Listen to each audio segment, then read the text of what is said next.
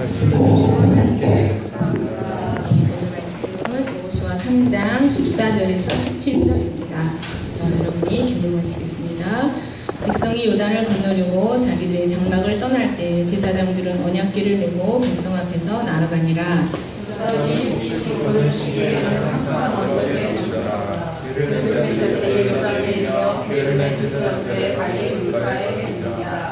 곧 위에서부터 흘러내리던 물이 그쳐서 사르단에 가까운 매우 멀리 있는 아담 성읍 변두리에 일어나 한 곳에 쌓이고 아라바의 바다 여매로 향하여 흘러가는 물은 온전히 끊어짐에 백성이 여리고 앞으로 바로 건널세. 여호와의 언약궤를 맨 제사장들은 요단 가운데 마른 땅에 꿰었고 그 모든 백성이 요단을 건너기를 마칠 때까지 모든 이스라엘은 그 마른 땅으로 건너가더라.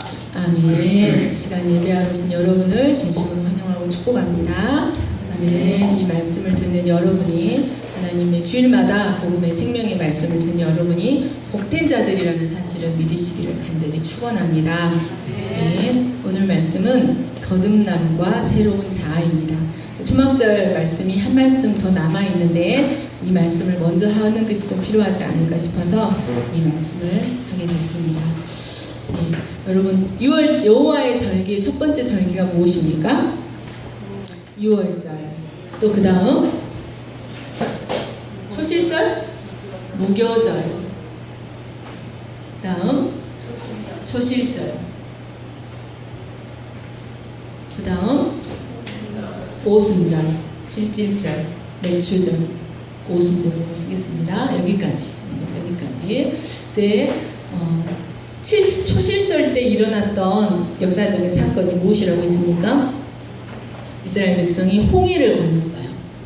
이때 홍해를 건넜습니다. 홍해 도하 사건입니다. 오늘은 구약 성경에 나타나는 두 개의 하나의 큰 바다와 하나의 큰 강을 통하여서 우리가 받은 구원이 어떤 것인지, 그리고 우리가 그리스도 안에서 우리의 정체성이 무엇인지, 내가 과연 어떤 자인지, 내가 누구인지, 그리고 거듭난 자는 어떻게 살아가야 하는지에 대해서 오늘과 다음 주 2주에 걸쳐서, 다음 주에 장로님이시죠? 말씀하고자 합니다. 먼저 첫 번째 초실절에 역사적으로 일어났던 사건은 홍해 도하 사건입니다. 여러분, 이것은 우리의 거듭남을 예표하고 있습니다. 홍해 도하 사건은 우리의 거듭남을 예표하는 사건으로 성경은 사람은 반드시 거듭나야 한다는 사실을 우리에게 반복해서 말하고 있습니다. 예수님도 니고데모에게 사람이 거듭나지 아니하면 하나님 나라에 들어갈 수 없다고 하셨습니다. 사람이 물과 성령으로 나지 아니하면 하나님 나라를 볼 수 없다고 하셨습니다. 이 초실절에 일어난 홍해 도하 사건은 우리의 거듭남을 예표하고 있다고 했습니다. 그래서 홍해를 건너고 나서 홍해 바닷가에 널려있던 시체는 무엇을 가리킨다고 했습니까? 죽은 자, 우리의 옛사람, 아담 안에 속한, 아담의 허리 안에 속해있던 우리의 옛사람을 가리킵니다. 우리는 그래서 사도 바울은 고린도전서를 읽어보시면 이 홍해 도하 사건을 무엇에 비유를 하였냐면 세례에 비유를 했습니다. 모세와 함께 세례를 받았다고 했습니다. 여러분, 세례는 뭐냐면 잠기다는 뜻이에요. 밥티죠. 세례는 잠기다는 뜻이에요. 그러니까 우리의 옛사람이 이 속에 잠겼습니다. 그리고 옛사람이 죽고 새 사람이 되어서 광야로, 새 사람이 되어서 홍해에서 올라왔습니다. 그래서 이 사도 바울은 이 홍해 도하 사건을 세례에 비유했는데, 여러분, 기독교에서 세례는 굉장히 중요합니다. 세례 받는 것이 중요한 게 아니에요. 기독교는 그런 형식의 종교, 예전의 종교가 아닙니다. 세례란 무엇이냐면 예수와 함께 죽고 예수와 함께 사는 것이 세례입니다. 그러니까 거듭난 것이 세례입니다. 세례 받아도 거듭나지 않은 자는 그건 세례가 아닙니다. 근데 물 세례 받지 않았어도 예수와 함께 죽고 예수와 함께 산 사람, 거듭남을 경험한 사람은 그는 세례를 받은 자입니다.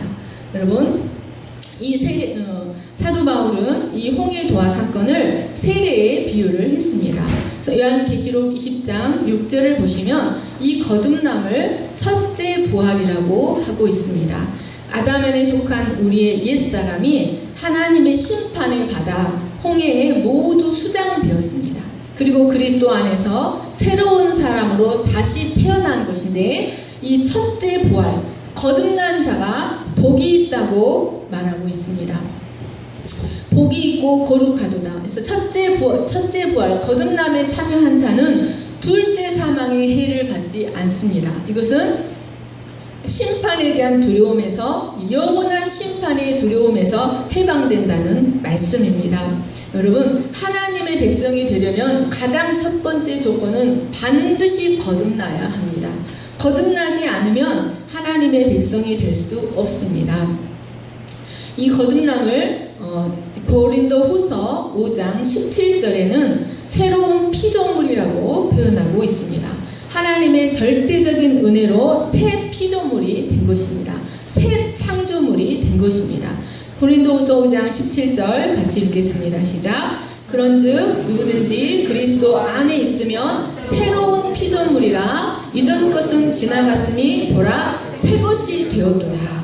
여러분, 여기에 새로운이라는 단어는 헬라어로 카이노스입니다. 카이노스. 이 말은 이전에는 없던 전혀 새로운이라는 뜻이에요. 이전에는 없는 전혀 새로운 피조물이 되었는데, 이 말은 하나님이 말씀으로 창조하셨던 옛 창조, 말씀으로 천지 만물을 창조하신 그 옛 창조와는 비교가 되지 않을 정도로 우주적이고 영원에 속한, 전혀 비교되지 않는 전혀 새로운 새 창조를 말합니다. 그래서 여러분, 거듭남에 대해서 표현할 때요, 거듭남은 항상 다시 나타, born again, 나타, 영어로는 give birth to예요. 나타. 그 해산에서 여자가 아이를 낳는 것처럼 낳는 것으로 표현을 했어요. 아담은 하나님께서 만드셨다고 표현을 했어요. 흙으로 만드셨다고 표현을 했지만, 거듭남은 하나님이 낳으셨다고 표현을 했어요. 그래서 제가 항상 신학적인 용어로 그걸 뭐라고 했습니까? 동일 본질. 개는 개를 낳고, 콩은 콩을 낳고, 팥 심은 때 팥 나고. 하나님은 누구를 낳겠습니까? 하나님은 하나님을 낳아요. 그래서 아담은 하나님이 만드셨지만, 거듭남은 하나님이 낳으셨어요. 야고보서 1장 18절입니다. 시작. 그가 그 피조물 중에 우리로 한 천 열매가 되게 하시려고 자기의 뜻을 따라 진리의 말씀으로 우리를 낳으셨느니라. 옛 창조물은 하나님이 만드셨다고 하셨지만 새 창조물은 하나님이 낳으셨다고 표현했어요. 그래서 시편 2편에 보면 하나님께서 예수님에게 뭐라고 하셨냐면 오늘날 내가 너를 낳았다 그랬어요. 그런데 예수님이 부활하신 후에 마리아에게 뭐라고 하셨냐면 내 아버지 너희 아버지 가서 내 형제들에게 전하라 그러셨어요. 가서 내 형제들에게 전하라. 내 아버지 곧 너희 아버지께로 올라간다 하라. 내 아버지 너희 아버지. 하나님이, 그래서 우리가 하나님을 아버지라고 부를 수 있는 겁니다. 사랑하는 여러분, 우리가 이렇게 새 창조에 속하게 된 것은 하나님의 절대적인 은혜입니다. 새 창조에 속하게 된 사람은 그리스도를 통해 하나님과의 온전한 교제 속으로 들어가게 되었습니다. 그리고 그는 시간과 공간 면에서 완전한 새 사람이 되었습니다. 온전한 새 사람이 되었다는 것은 하나님 앞에 당당하게 설 수 있는 거룩한 새 사람이 되었다는 뜻입니다. 하나님 앞에 당당하게 설 수 있는 거룩한 새 사람이 되었다. 그리고 시간 면에서 새롭게 되었고 공간 면에서 새롭게 되었다는 것은 무슨 뜻일까요? 여러분, 요한복음 11장 25, 26절을 보겠습니다. 시작. 나는 부활이요 생명이니 나를 믿는 자는 죽어도 살겠고 무릇 살아서 나를 믿는 자는 영원히 죽지 아니하리니 이것을 내가 믿느냐. 여러분, 우리는 새 창조물, 하나님께서 낳으신 새 창조물은 시간면에서 완전히 새로운 존재가 되었는데, 그것은 우리의 시간 속에 영원의 개념이 들어왔다는 것입니다. 그 전에는 여러분 우리는 제한적인 시간을 살아가고 있었어요. 제한적인 시간. 요즘 이제 제가 그걸 다 보고 싶어도 못 보는 드라마가 있는데 Dear My Friend라고, 너무나 한번 꼭 보십시오. 인생에 대해서 너무 깊이 생각하게 하는 그런, 어쩌면 작가가 그렇게 글을 쓸 수 있을까 할 정도로 정말 눈물로 연기하는 인생에 대해서. 그래서 근데 이제 제가 그거 말고 그 김혜자가 다큐멘터리, 이렇게 자기 다큐멘터리에 나와서 자기 남편이 10몇 년 전에 죽고 이렇게 이야기를 하는데 자기 늙으니까 너무 좋대요. 여러분, 늙어서 너무 좋다고 말할 수 있는 분 있으세요? 늙어서 너무 좋대요. 우리 조영호 집사님이 왜 좋다고 말하는지는 모르겠지만 왜 좋냐면 자기 이제 인생이 다 정리해 간다는 거예요. 자기 인생이 이제 끝을 향해 간다는 거예요. 근데 그 얼굴이 너무 평안하고 정말 너무 이렇게 은혜가 되더라고요. 그 말이. 내 인생이 정리가 되어 간다. 여러분, 그 유대인들은요, 자기 아이들을 늘 장례식에 데리고 가요. 우리는 자기 아이들 부정 입을까봐 장례식에 안 데리고 가잖아요. 늘 장례식을. 참된 지혜자는 늘 죽음을 생각하고 사는 자라 참된 지혜자입니다. 우리 인간, 우리의 육체는요, 제한적인 시간 속에서 살아요. 그런데 새 창조물, 하나님이 낳으신 새 창조물은 여러분, 그 제한된 시간 속에 어떤 개념이 들어오냐면 영원의 개념이 들어와 버립니다. 그래서 우리는 이 제한된 시간 속에 영원의 시간을 살아가고 있어요. 여러분의 시간 속에 영원의 개념이 들어왔다는 것을 믿으시기를 간절히 축원합니다. 우리는 지금 영원을 살고 있어요. 아멘.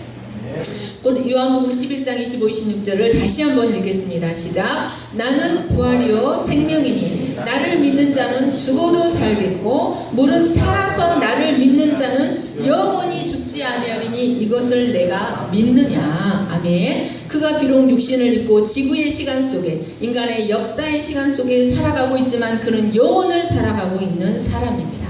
그리고 공간면에서 새롭게 되었다는 것은 무슨 뜻일까요? 이것은 그가 이제 어둠의 영역에서 빛의 영역으로 공간이 바뀌었다는 것을 의미합니다.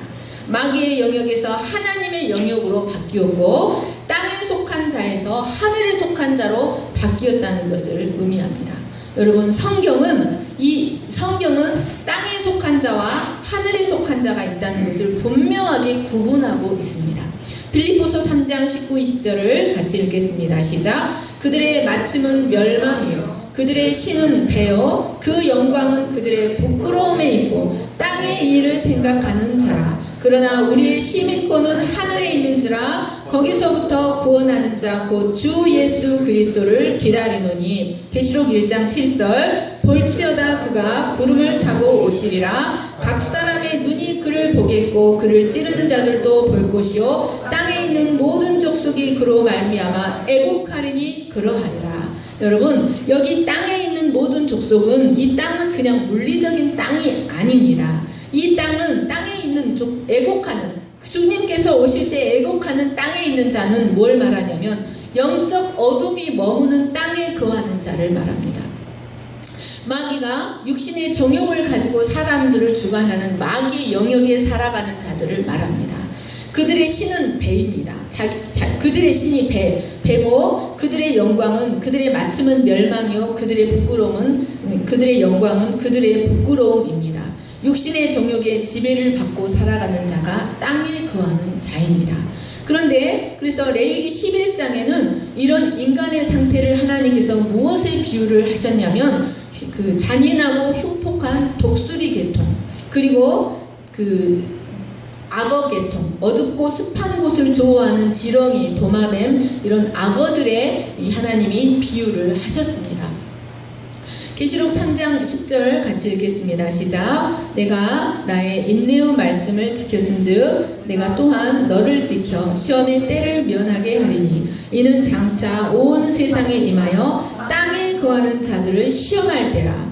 큰 소리로 불러 이르되 거룩하고 참되신 대주제여 땅에 거하는 자들을 심판하여 우리 피를 갚아주지 아니하시기를 어느 때까지 하시려 하나이까. 땅의 임금들과 왕족들과 장군들과 부자들과 강한 자들과 모든 종과 자유인과 이 굴과 산들의 바위 틈에 숨어 산들과 바위들에게 말하되 우리 위에 떨어져 보좌 위에 앉으신 이의 얼굴에서와 그 어린 양의 진노에서 우리를 가리라. 그들의 진노의 큰 날이 이르렀으니 누가 능히 서리요 하더라. 계시록 8장 13절에도 보시면 땅에 사는 자들에게 화가 있으리로다.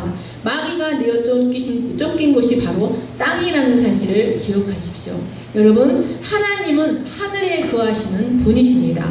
계시록 4장 2절에 보시면 보라 내가 곧 성령에 감동되었더니 보라 하늘의 보좌를 베풀었고 그 보좌 위에 앉으신 이가 있는데 하나님은 하늘의 보좌를 베푸셨습니다.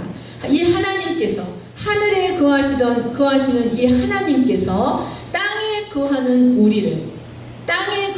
우리를 그 아들의 피로 구원하셔서 하늘로 올리셨습니다. 계시록 12장 12절 그러므로 하늘과 그 가운데 거하는 자들은 즐거워하라. 하늘에 땅에 거하는 자들, 땅에 사는 자들은 화가 있으리로다 그랬는데 하늘과 그 가운데 거하는 자들은 즐거워하라고 말하고 있습니다. 계시록 13장 6절을 같이 읽겠습니다. 시작. 짐승이 입을 벌려 하나님을 향하여 비방하되 그의 이름과 그의 장막 곧 하늘에 사는 자들을 비방하더라. 사랑하는 여러분, 여러분이 예수 그리스도를 영접하시고 여러분의 마음에 예수 그리스도의 보좌가 베풀어져 있다면 여러분 안에 하늘이 열린 것입니다. 여러분의 육체는 땅을 디디고 살지만 여러분은 하늘을 살아가는 자로 여러분의 공간이 바뀌었다는 사실을 기억하시기를 간절히 축원합니다. 그래서 예수님은 제자들에게 기도할 때 가장 먼저 하늘에 계신 우리 아버지여라고 부르라고 하셨습니다. 하나님이 하늘에 거하신다는 것은 이 땅의 존재의 근원을 두고 그 육체의 정욕을 삶의 동기로 살아가는 그 사람과는 전혀 구별된 존재라는 것을 의미합니다. 그런데 그 하나님께서 땅에 거하는 우리를 예수 그리스도의 피를 통하여 하늘로 우리를 올리셨습니다. 이것이 하나님이 예수 그리스도의 희생을 통해 이루어낸 재창조입니다. 그래서 땅에 거하던 우리를 시간면에서 공간면에서 전혀 새로운 존재로 만드셔서 하나님 앞에 당당하게 설 수 있는 자로 우리를 만드셨습니다. 우리를 낳으셨습니다. 이것은 하나님이 그 아들의 희생을 통하여 이루어낸 재창조입니다. 그리고 믿는 자에게 은혜로 거저 주시는 선물입니다. 이처럼 우리가 받은 구원이 이처럼 귀하고 우리의 정체성이 이처럼 소중한 것입니다. 그런데 여러분, 우리는 이것이 우리의 삶에서 실제가 되어야 됩니다. 이 사실이 우리의 삶에서 실제가 되어야 됩니다. 그 하나님의 생명이 내 안에서 움직이고 하나님의 생명이 나를 이끌어가고 하나님의 생명이 내 안에서 역동하는 것을 실제로 경험하며 살아가야 합니다. 그런데 사람들이 우리가 받은 구원이 이처럼 귀하고 소중하고 우리의 정체성이 이처럼 소중한데 많은 사람들이 내가 받은 구원이 무엇인지 잘 알지 못하고 또 그것이 실제가 되지 못한 채 살아갑니다. 왜 그럴까요? 두 가지입니다. 첫 번째는 사단이 그 눈을 가리워버렸기 때문입니다. 사탄이 복음의 눈을 가리워버렸습니다.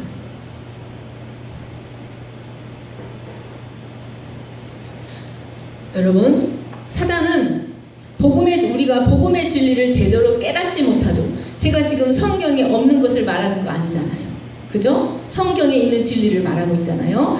여러분, 계시록에 보면 용의 입에서 물이 나와서 교회를 덮쳐버립니다. 복음의 진리에다가 세상의 도덕과 세상의 종교와 율법을 섞어버립니다.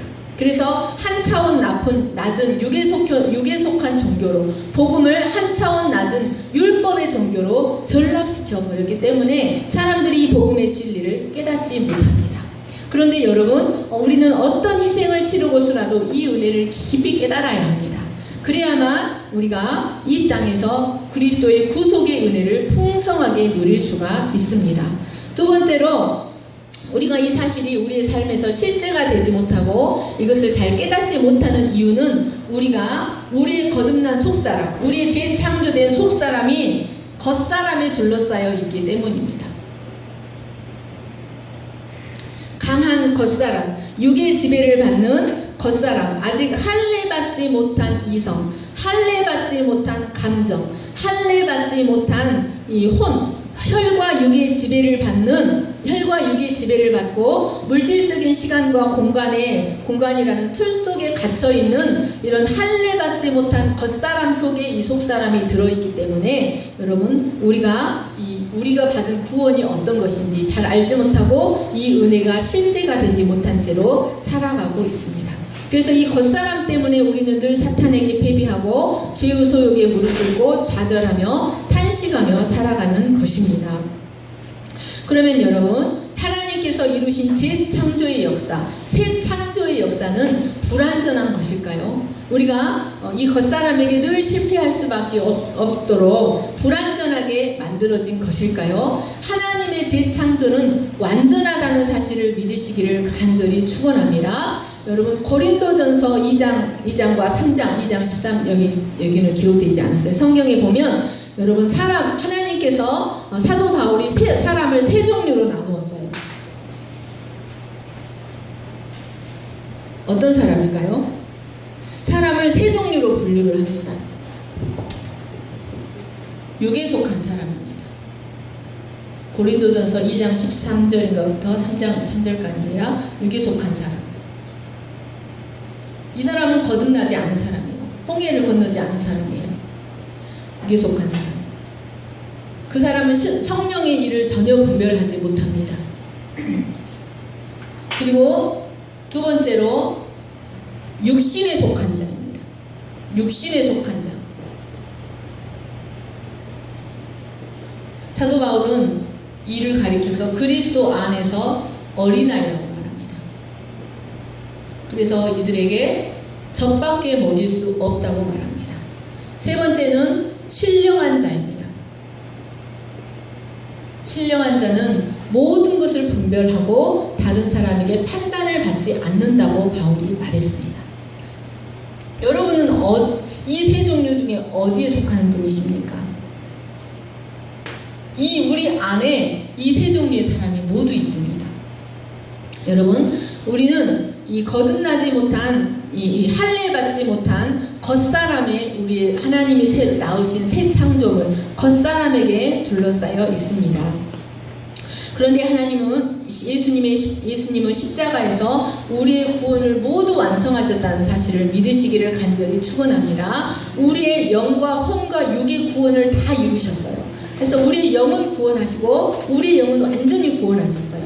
그런데 우리의 몸은 언제 구원을 받냐면 우리가 죽은 후에 우리의 몸의 구속이 완전히 이루어져요. 예수님이 부활하실 때 우리의 몸의 구속이 이루어져요. 그런데 이제 뭐가 아직 남아있냐면 혼의 구원도 완전히 하늘에서는 완전히 이루어졌는데 이 땅에서 아직 실제가 되지 않았어요. 그 혼의 구원을 이루어야 돼요. 하나님은 이스라엘 백성의 혼의 구원을 이루시기 위하여 어디로 그들을 이끌어 들이셨냐면 광야로 이끌어 들이셨어요. 혼의 구원을 위하여 40년 동안 광야를 헤매고 다니게 하셨어요. 그래서 그 광야의 여정이 42곳입니다. 그래서 그 광야의 여정은 42곳은요, 그들이 옮기고 싶다고 해서 옮길 수 있었던 것이 아니라 구름이 떠야만 옮겨요. 그 42 여정은 구름이 떠야만 옮깁니다. 그래서 어떤 곳에서는 3년을 머물고 어떤 곳에서는 1년을 머물고 어떤 곳에서는 일주일을 머물고 한 달을 머물고 그곳에서 머무는 기간은 철저히 구름에 달려 있습니다.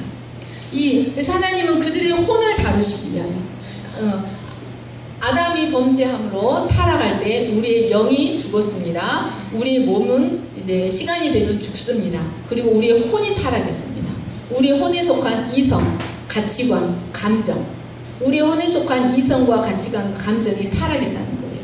그래서 여러분의 혼에서 나온 여러분의 생각과 여러분의 감정과 여러분의 말을 100% 믿으시면 안 됩니다.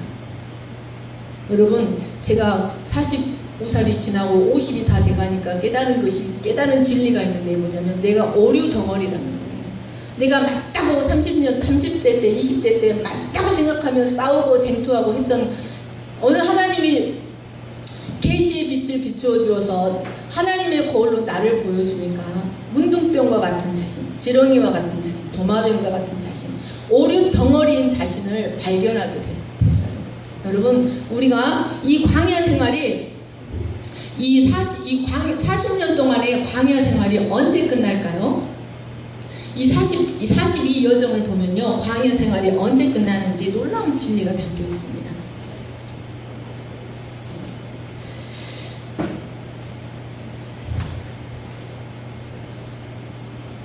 민수기 21장 4절 5절을 같이 읽겠습니다. 시작. 백성이 호르산에서 출발하여 홍해길을 따라 에돔 땅을 우회하려 하였다가 길로 말미암아 백성의 마음이 상하니라. 백성이 하나님과 모세를 향하여 원망하되 어찌하여 우리를 애굽에서 인도해 내어 이 광야에서 죽게 하는가. 이곳에는 먹을 것도 없고 물도 없도다. 우리 마음이 이 하찮은 식물을 싫어하노라. 여러분, 이곳은 에돔입니다. 33번째 여정이 가데스예요. 34번째 여정이 에돔입니다. 이 가데스에서 모압당이 있고요. 가나안입니다. 이 가데스에서 가나안으로 가려면 이 에돔 땅을 직통을 통과를 해야 돼요. 그래서 모세가 에돔 왕에게 사절단을 보내서 정중히 요청을 합니다. 우리가 조용히 길만 건너갈게. 길만 통과할게. 아무것도 건드리지 않을게. 만약에 우리가 물을 먹게 되면 물값도 다 치를게. 근데 에돔 왕이 절대로 건너갈 수 없어 하고 전쟁 태세를 취해요. 그래서 하나님이 그 땅은 만지지 마라. 그 땅은 내가 에서에게 주었다. 에서의 후손에게 주었다 해서 그들이 이렇게 돌아가야 하는데 그 돌아가는 길이 어디였냐면 홍해길이었어요. 근데 이 홍해길로 돌아서 모압 광야로 들어가는 거예요. 근데 이 홍해길이 너무 험해요. 홍해길이요, 광산이요, 구리광산. 그래서 너무 험하니까 이들이 막 원망하고 불평하고 짜증내고. 그래서 우리가 그래서 이 광야에서 차라리 죽었으면 낫겠다. 그래서 이 덕을 품으면서 이렇게 했어요. 그러자 하나님께서 어떻게 하셨냐면 불뱀을 보내서 그들을 물게 하셨어요. 그리고 그러자 모세가 기도했을 때 놋뱀을 만들어서 달게 하시고 그 놋뱀을 쳐다본 자마다 살리라 하셨어요. 그래서 놋뱀을 쳐다본 자는 살았고 놋뱀을 쳐다보지 않은 자는 죽었어요. 그런데 여러분, 진정한 광야 생활이 여기서 끝났어요. 이 에돔에서 끝났어요. 진정한 광야 생활은 이 에돔에서 끝나고 이후부터는 그냥 이 모압 광야로 들어가서 이제 몇 군데만 거쳐서 가나안으로 가요. 가나안으로 건너가기 전에 요단강이 있어요. 이 진정한 광야 생활은 어디서 끝났냐면 여기서 끝났어요. 그리고 성경을 읽어보면 이 이후에 그들이 불평했다는 말이 전혀 기록되지 않아요. 그들의 불평이 여기서 끝납니다. 이것은 뭘 의미하냐면요, 그들 안에 있는 뱀이 장대에 달린 거예요. 그들의 그 타락한 혼, 그들의 거듭나지 못한, 할례받지 못한 그들의 혼이 십자가에 죽은 거예요. 광야 생활이 언제 끝날까요? 하나님 홍해에서 구출해내서 광야로 들어간 그들의 광야 생활이 언제 끝날까요? 내 혼을 예수 그리스도의 죽음에 합칠 때, 내 자아가 예수님과 함께 십자가에 못 박힐 때 우리의 광야 생활이 끝납니다. 여러분, 하나님은 이스라엘 백성을 240만 명을 홍해를 건너게 하셨지만 그 홍해를 건넌 사람 중에 극소수만 요단강을 건넜다는 사실을 기억하시기를 간절히 축원합니다. 하나님이 그들을 애굽에서 이끌어내신 목적지는 가나안이었습니다. 그런데 그 가나안에 들어간 사람은 지극히 적은 숫자였다는 사실을 기억하시기를 간절히 축원합니다. 여러분, 이처럼 거의 대부분의 그리스도인들도 그들의 신앙 여정에서 하나님이 주시기를 원하시는 가나안 땅에 도달하지 못하는 자들이 많다는 것을 우리는 기억해야 합니다. 하나님이 참으로 인도해 드리시기를 원하시는 가나안 땅에 들어가는 사람은 지극히 적다는 사실을 기억해야 합니다. 대부분의 사람들이 광야만 헤매다가 죽어서 하나님 앞에 섭니다. 대부분의 사람들이. 사랑하는 여러분, 광야 생활의 끝은 뱀이 달린 후에 왔다는 사실을 기억하시기를 간절히 축원합니다. 이 사건은 우리 안에 있는 뱀이 노뱀 대신 예수님과 함께 장대에 달려야만 우리의 광야의 여정이 끝이 난다는 사실을 알려줍니다. 우리 안에 있는 뱀은 우리의 타락한 혼에 속한 우리의 자아입니다. 우리 안에 있는 뱀은 우리 안에 있는 생각입니다. 우리 안에 타락한 생각, 우리 안에 타락한 감정, 우리 안에 타락한 의지가 바로 뱀입니다. 이것이 십자가와 함께 못 박힐 때 우리의 광야 생활이 끝이 납니다. 여러분, 우리의 광야 생활은 언제 끝이 나냐면 우리 안에 선한 것이 하나도 없다는 사실을 깊이 깨달을 때, 그리고 우리의 그런 자아를 내려놓을 때 우리의 광야 생활이 끝이 납니다. 저의 후배 중에 공부를 정말 잘하는 후배가 있었어요. 그런데 이제 하나님의 성령이 이렇게 간섭하셔서 이제 기도를 하는 중에 쓰러졌는데 이렇게 영으로. 근데 이제 굉장히 자아가 강해요. 굉장히 자아가 강해서 너무 가난한 집에서 태어나서 자기 의지로 사는 거예요. 악까지같이 살아요. 그래서 악까지같이 사는데 하나님이 쓰러뜨리셨어요. 그래서 이제 자기 의지와 상관없이 쓰러졌어요. 자기 의지와 상관없이 쓰러져서 하나님 영의 세계를 보여주셨어요. 그런데 자기가 큰 도라무통 같아요. 큰 통 같은데 그 통 안에 수없는 뱀들이 올라와요. 뽑아도 자기 속에서 계속 뱀이 올라와요. 여러분, 그 사람만 그렇겠습니까? 저는 절대 그렇게 생각하지 않아요. 우리 모두가 동일하죠. 우리 모두가 아담 안에 속한 우리 모두가 동일한 존재라는 것을 기억하시기를 축원합니다. 여러분, 우리의 광야 생활이 언제 끝나냐? 우리 안에 있는 뱀이 노뱀 대신 예수님과 함께 십자가에 달릴 때 우리의 광야 생활이 끝이 납니다. 여러분, 그 40이 여정은 이스라엘이 가고 싶다고 해서 모세가 인도한 길이 아니에요. 구름기둥 하나님이 인도한 길이에요. 우리의 혼을 다루시는, 우리의 영은 구원받았고 우리의 몸은 예수 그리스도의 재림의 때 우리의 몸은 완전히 새롭게 되지만 우리의 혼을 하나님께서 광야에서 우리의 혼을 다루시는 겁니다. 그런데 그 혼이 광야의 여정이 언제 끝나는가? 우리 안에 있는 뱀이 십자가에 달릴 때, 우리 안에 선한 것이 하나도 없다는 것, 그래서 하나님을 기쁘시게 할 수 있는 선한 것이 하나도 없다는 것을 깨닫고 자기의 자아를 내려놓을 때 우리의 광야 생활이 끝나고 가나안에 들어갈 수 있다는 것을 믿으시기를 간절히 축원합니다. 여호수아 3장 14절에서 17절 저와 여러분이 교독하겠습니다. 백성이 요단을 건너려고 자기들의 장막을 떠날 때 제사장들은 언약궤를 메고 백성 앞에서 나아가니라. 혹시 거두는 시계는 항상 언덕 위에 멈추더라. 그의 뱀의 자들이 요단에 이르며 그의 뱀의 제사장들의 발이 물가에 잠기다. 곧 위에서부터 흘러내리던 물이 그쳐서 사르단에 가까운 매우 멀리 있는 아담 성읍 변두리에 일어나 한 곳에 쌓이고 아라바의 바다 연매로 향하여 흘러가는 물은 온전히 끊어지며 백성이 여리고 앞으로 바로 건널세. 여호와의 언약궤를 맨 제사장들은 요단 가운데 마른 땅에 굳게 섰고 모든 백성이 요단을 건너게 닥칠 때까지 모든 이스라엘은 그 마른 땅으로 건너갔다. 예, 아멘. 여러분, 홍해를 건너게 하시고 40년 동안 광야의 길을 걷게 하신 하나님께서 이제 가나안 바로 앞에서 무엇을 만나게 하셨습니까? 요단강을 만나게 하셨습니다. 그런데 하나님은 여러분, 요단강을 건널 때 홍해를 건너는 방법과 전혀 다른 방법으로 건너가게 하셨습니다. 홍해를 건널 때에는 모세가 지팡이만 들면 그들은 그러니까 일방적인 하나님의 은혜로 건너갔습니다.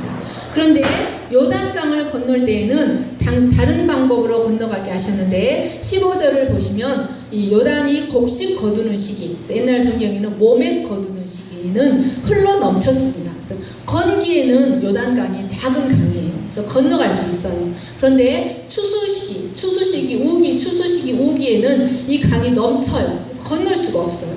그래서 엊그저께 우리 비가 많이 왔잖아요. 그래서 남원에서 어떤 할머니들이 우렁이를 잡으려고 하천에 들어갔다가 댐을 방류한 사실을 모르고 할머니들이 저까지 밀려갔다가 다행히 살았는데 한 분은 살고 한 분은 중태에 걸렸어요. 여러분, 물이 무서워요. 근데 요단이 그들이 건널 때는 이처럼 요단이 물이 넘치던 시기였어요. 그런데 이 요단을 하나님께서 어떻게 건너가게 하셨는가? 제사장들에게 언약궤를 메고 요단강에 들어가 발을 딛고 서라고 하셨어요. 이 제사장들이 물가에 섰겠습니까? 제사장들이 점점 깊은 곳으로 언약궤를 메고 점점 깊은 곳으로 더 깊은 곳으로 가서 아마 한가운데 섰을 것입니다. 그래야만 그 백성들이 안심을 하며 그 강을 건널 수가 있었습니다. 240만 명이 재빨리 건너야 되니까 굉장히 많은 땅이 마른 땅이 되어야 했습니다. 그래서 한 가운데 이 언약궤를 메고 제사장들이 서 있었어요. 그리고 서 있는 동안 그 백성들은 재빨리 그 요단강을 건넜습니다. 그런데 16절을 보시면 흘러내리던 물이 그쳐서 이렇게 올라가서 어디까지 올라갔냐면 사르단 근처 아담 성읍까지 올라갔습니다.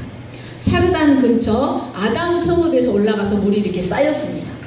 물이 쌓인다는 말이 여러분 이해가 되십니까? 하나님은 그렇게 하실 수 있어요.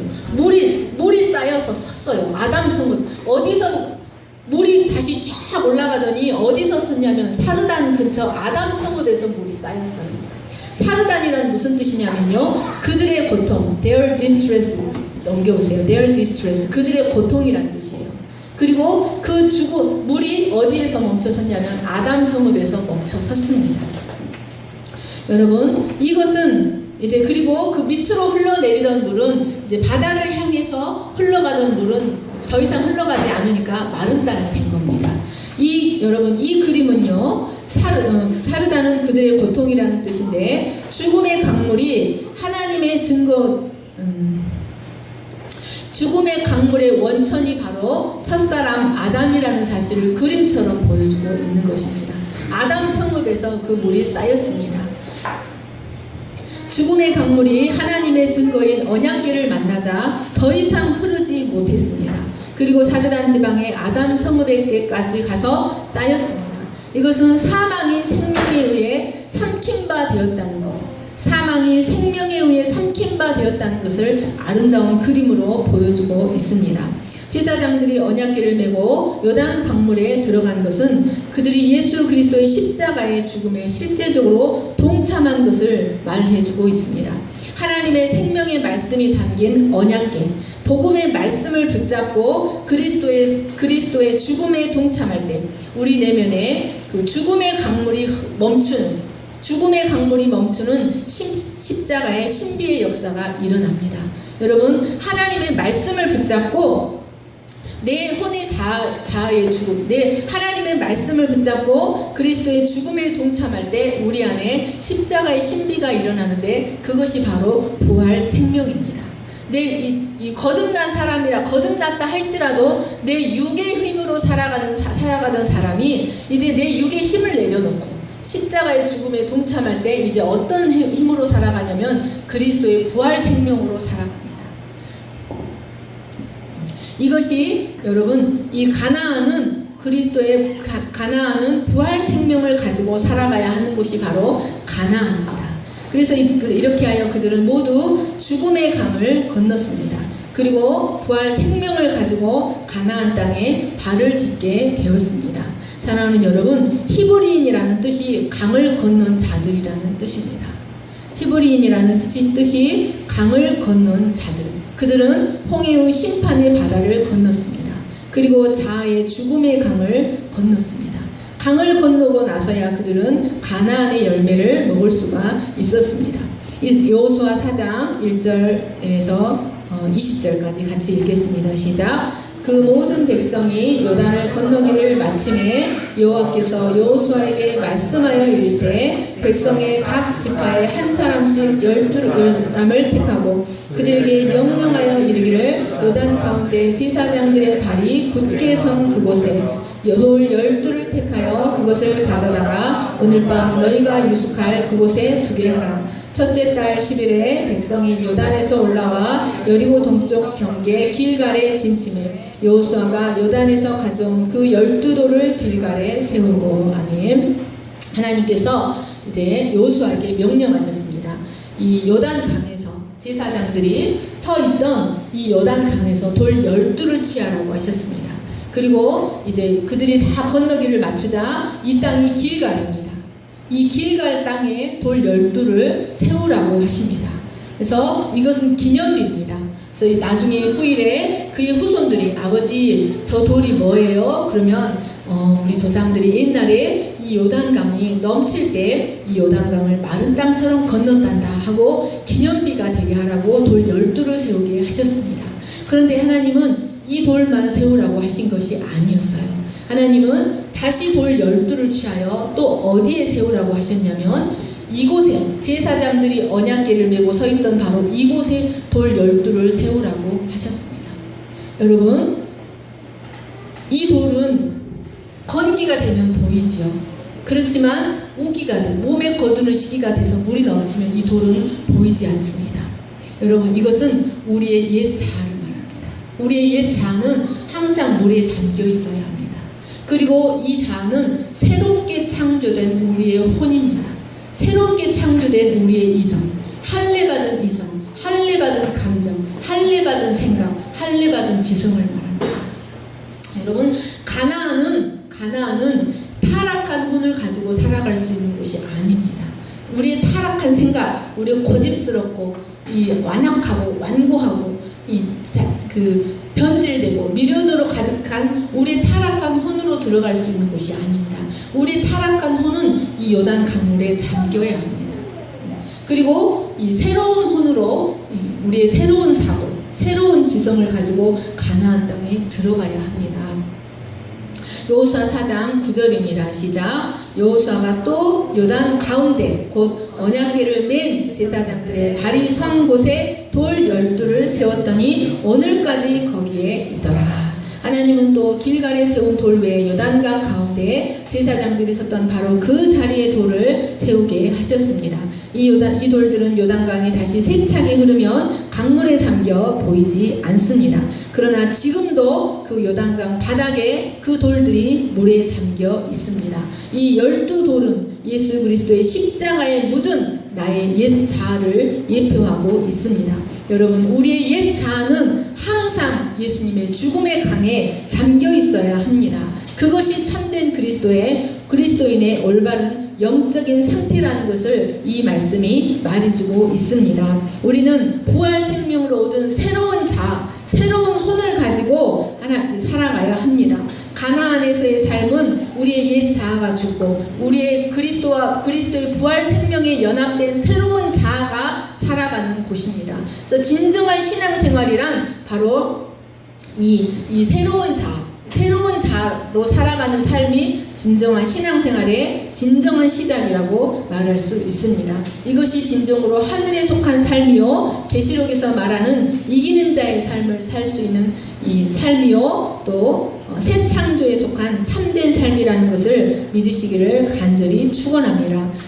또한 여러분, 이때 주시는 하나님의 은혜가 있는데 성경의 참된 계시가 바로 이때 일어납니다. 하나님의 말씀을 깨닫는 지혜가 하나님의 말씀을 깨닫게 해주는 성경의 본질을 깨닫게 하는 참된 계시가 여기서 일어납니다. 여기서 광야에서 부분적으로만 일어나요. 부분적으로만. 여러분, 이 요단강을 건너야 성경의 참된 계시, 본질적인 계시가 요단강을 건너야 일어납니다.